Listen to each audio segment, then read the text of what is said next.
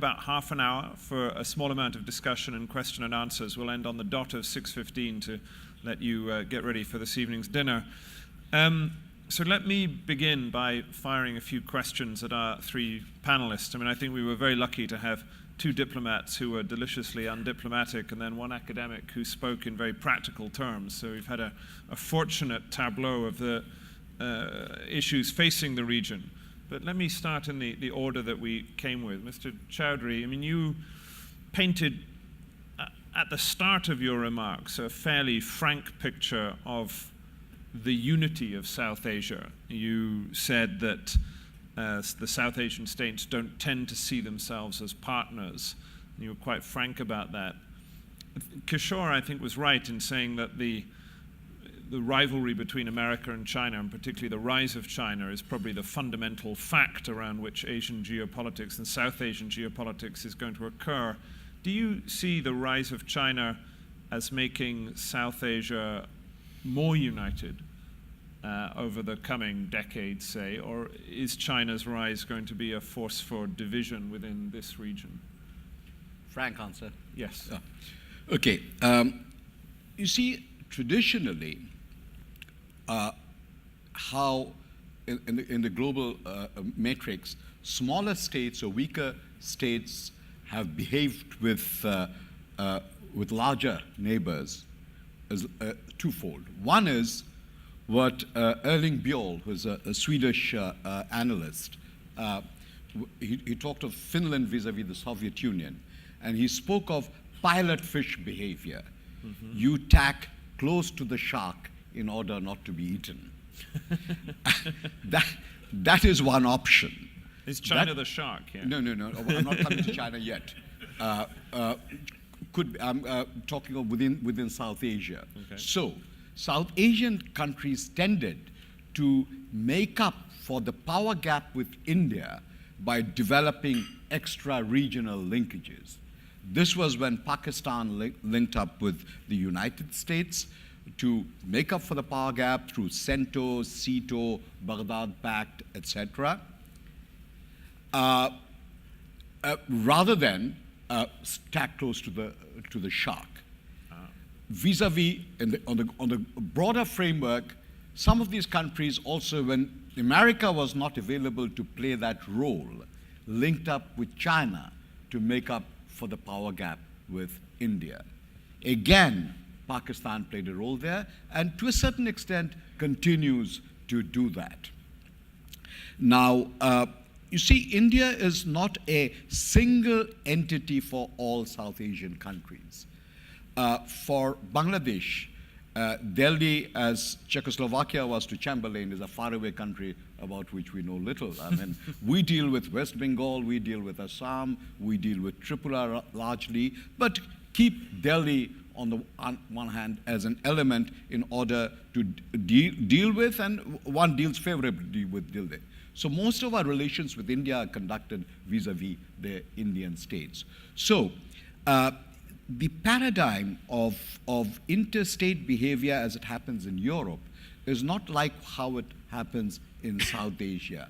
So even today, South Asian states tend to draw upon extra-regional countries in order to make up for the power gap, that is politically and economically, because we produce more or less the same stuff. We need markets, and markets for us are there in America, in Europe, and therefore the economic linkages of most South Asian countries around India are with countries, extra-regional countries like Europe, United States, Japan, and China.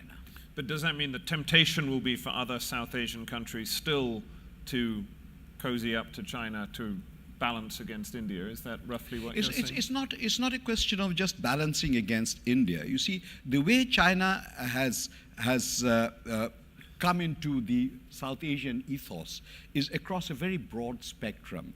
I mean, if one goes back a little deep into history, in the left movements in South Asia, of course, had allies in China. China has been able to create linkages with all the broad pressure groups elements within the South Asian system, whether it is the military, the civil service, the political parties, governments, etc. In most countries other than India, it would be very difficult for a political party which does not have close linkages with China to be voted into power. And that is a political reality.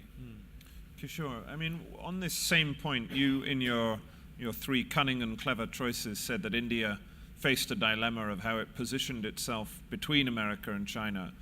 But looking at South Asia as a whole, how do you view an era of competition between America and China? Is this going to make the region divided along different lines or more united? What do you say the outlook is? Well, I think, for a start, every part of the world is going to be affected by US-China competition. And the different countries will make their decisions on the basis of their, calculation of where their interests lie.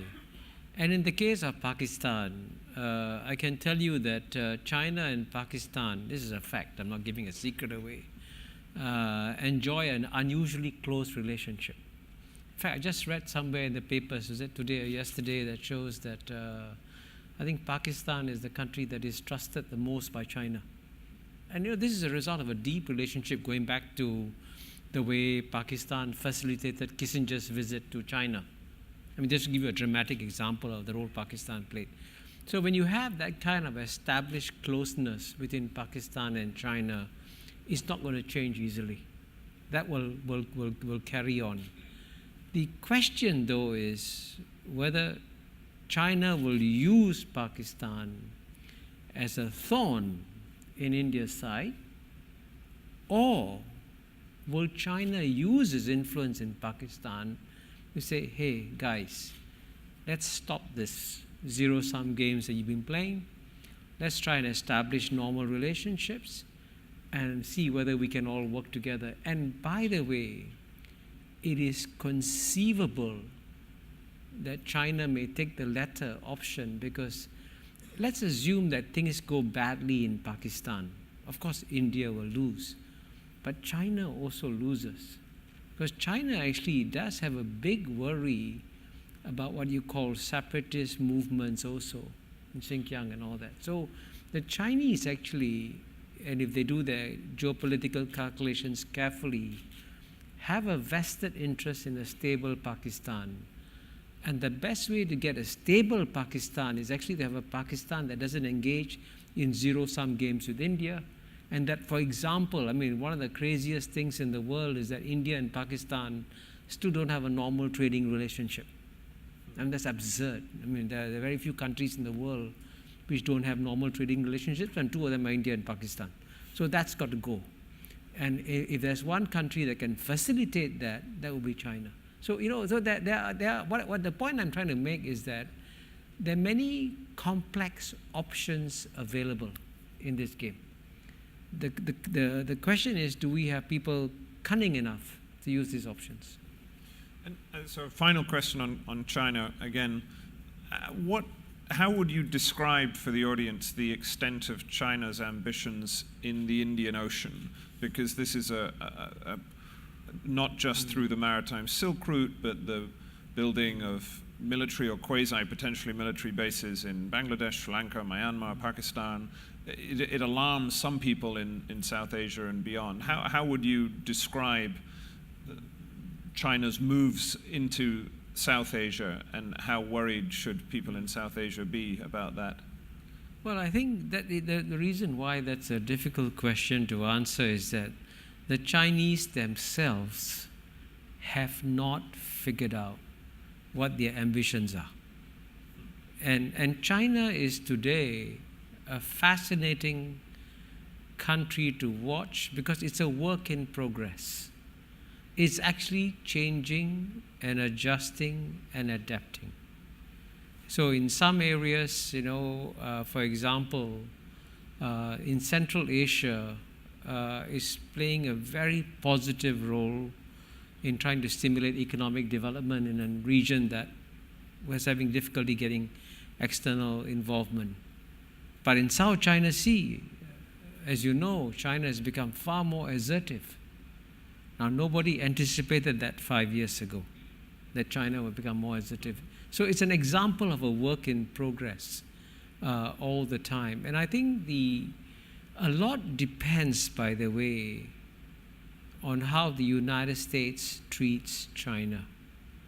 Because from the Chinese point of view, the only great power that they're worried about is the United States. And so if they see, for example, Philippines being used as an instrument by United States to embarrass China, they'll come down very hard on the Philippines. But if they sense that Philippines is not acting as an agent of the United States, but acting in its own interest, then the tone will be very different. So, and believe me, that please don't assume that everybody can understand simply and clearly and rationally what's happening. Quite often, even the key players are groping in the dark and trying to understand what's happening. So that's why we live in very complex and difficult times. Mr. Hassan, let me turn the conversation towards India itself. I mean, the dominant player in South Asia. I wondered if you, given what you said in your own remarks about India's Muslim population, if you could comment on what Kishore said about the potential role for India as a bridge between the West and the Islamic world, but also as a voice for, in a sense, between itself and other Islamic powers around the region, and whether you saw that as a role that India could increasingly play on the regional stage. Well, I think when I heard Kishore say that, I was I thought it was an excellent idea. I think it was something that India has the capacity. India has, India is home to one of the great traditions of Islam, South Asian Islam, which is very unique in some way. And I think the point that Ifti was making, and also what Kishore has made. But I think the big question mark is the rise of nationalism, ethnic nationalism in India, particularly Hindu nationalism. You see, nationalism is a project of the intellectuals. And with education, the nationalist fervor increases. And I think the rise of RSS and the BJP probably raises more questions than answers. I think the movements towards a bridge between Islamic world and the rest of the world is a commendable role. But my sense is that if India's Muslims, and I may, I must say, one has to be very careful in making this observation. I say these things as a friend of India, as an academic. I'm not really making a criticism, but India is not coping with its diversity very successfully. And the evidence that I have just in relation to Indian Muslims who are going backward would suggest to me that India faces a very important challenge in the home front before it can go and actually advocate as a voice, as a bridge between the Muslim world and the rest of the world. And in order to do that, India would have to initiate a program. And the Satcher Committee report actually very highlighted very dramatically the differences between the Muslims and the other and the majority. So the short-term prospect depends on, long-term prospects depend on how India actually deals with its population diversity. And give you an example, India has one of the best censuses in the developing world, in fact in the world. The best census? Census. And they actually held back release of the ethnic composition, religious composition of population by 4 years. It was actually 2011 census. Population composition by religion was not released until 2015. And it was done just as I think as an expedient when the Bihar elections were actually on the horizon, and I think there were elections elsewhere. So in a way, diversity has become very politicized in India. And in a way, it is a good thing because it is actually India would have to face this, whether in fact it is going to make this a political issue or it would have to deal with under its constitution as an issue. With Indian Supreme Court has time and again emphasized the Indian Constitution grants equality of citizenship to all groups, minority and majority. And if that is the case, then I think the Indian Muslims are going to be a very important challenge for Indian political system. As I said, Indian political system actually has the capacity to deal with it, but it needs the political will. But I'm not sure whether the political will is there. Let me ask two more very brief questions before we open it up to the audience. Mr. Chowdhury, moving on from that, as you said in your opening remarks, India's relations with its regional neighbors have not often been that good, to put it frankly. Mr. Modi has been trying to improve that, but what do you think India's posture is going to be towards its neighbors? Is it going to become more like the elder brother, or is it still going to continue to act like the big brother, in your own words? Well, you see, because foreign affairs or foreign policy is quite often, and ought to be in any case, the reflection of certain amalgam of domestic compulsions. So to expect India to behave any differently with other countries, any different from what the compulsions at home are, would not be appropriate, would not be right. Having understood the diverse compulsions of India, also the increasing federalization of Indian politics, in other words, the states beginning to play an assertive role in the Indian system, India's relationship with the neighbors are far more complex than, for instance, India's relationship with external powers. When India relates to Belgium, India relates as India. India is one single entity. When India relates to Bangladesh, India is not a single entity. When India relates to Pakistan, it is by no means a single entity. And therefore, the complexities of South Asian domestic politics that has driven South Asian politics for 200 years still remains the same, despite the fact that some of the countries of South Asia are sovereign. In other words, the politics among and between the communities within India, with the countries that are sovereign, with Bangladesh, with Bengal, remains the same as it has been in the past.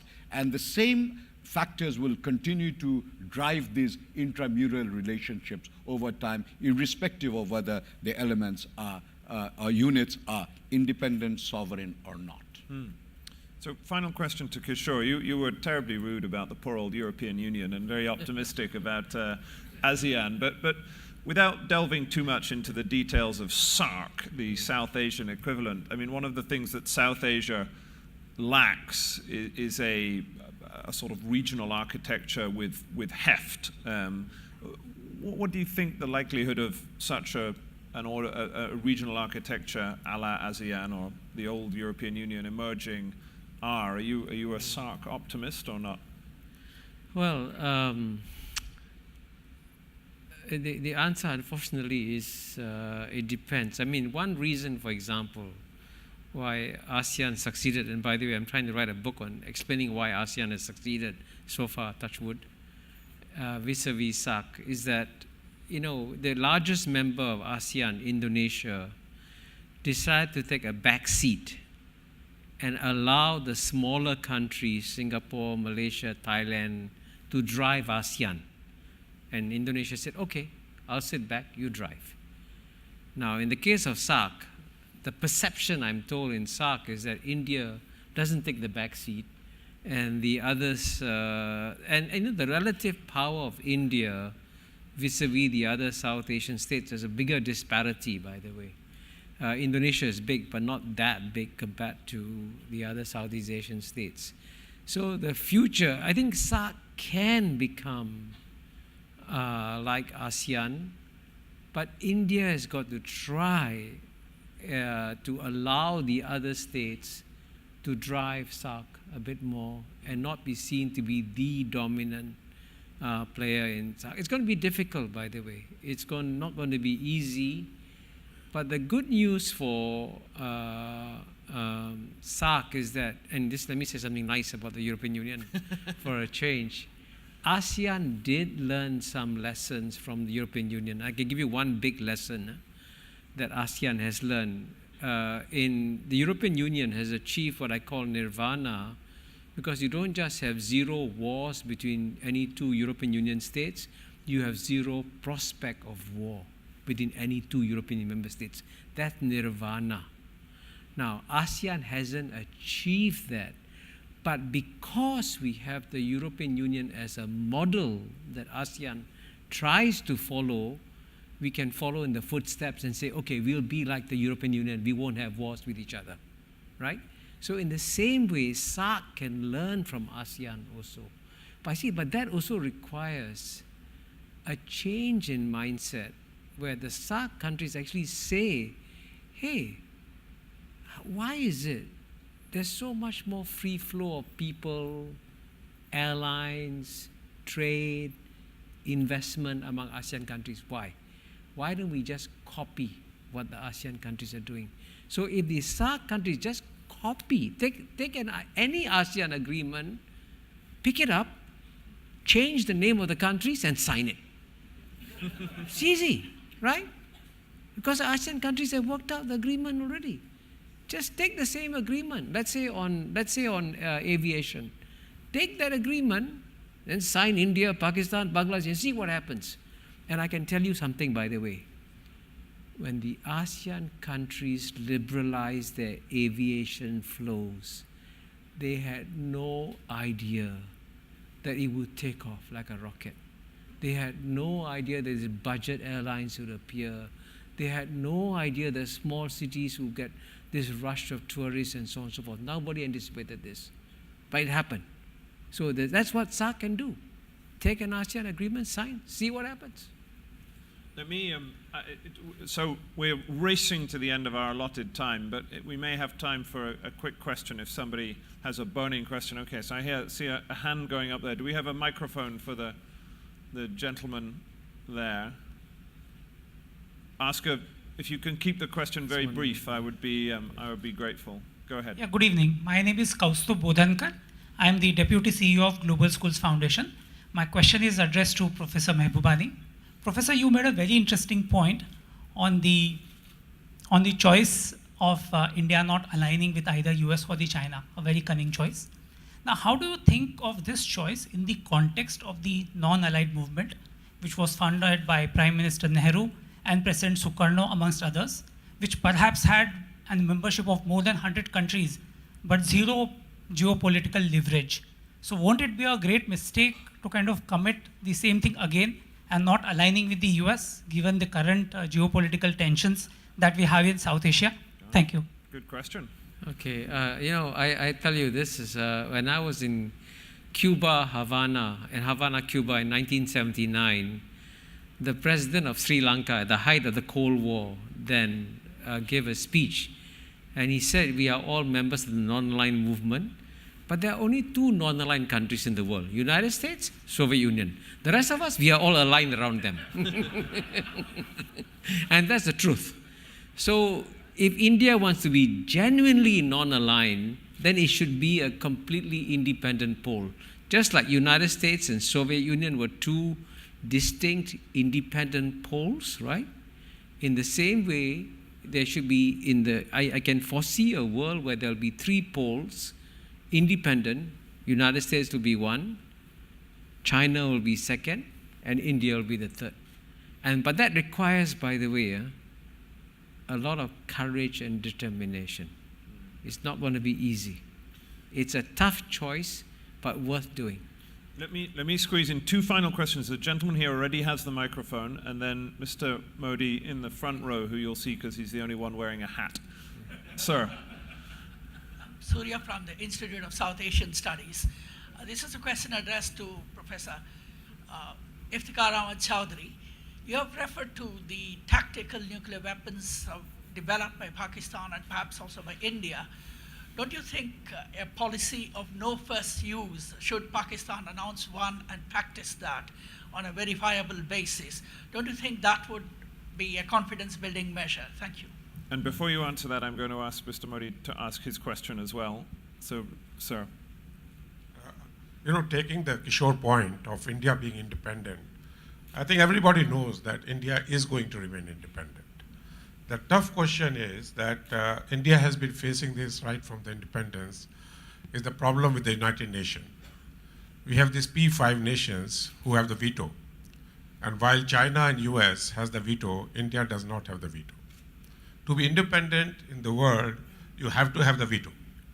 Because without the veto, in all the major issues, you get on the wrong side of the United Nations.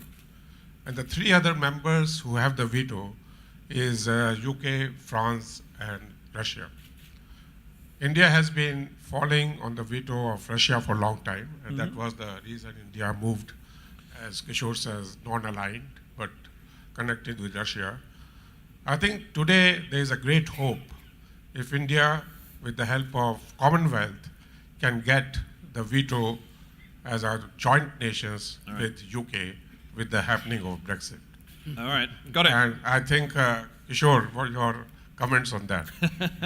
Okay, so and I apologize to everyone else who wanted to ask a question, but we've now run out of time. So briefly, maybe you want to take first strike, and then we'll have India at the UN. Mr. Suryanarayan, the answer is, this is intensely theoretical.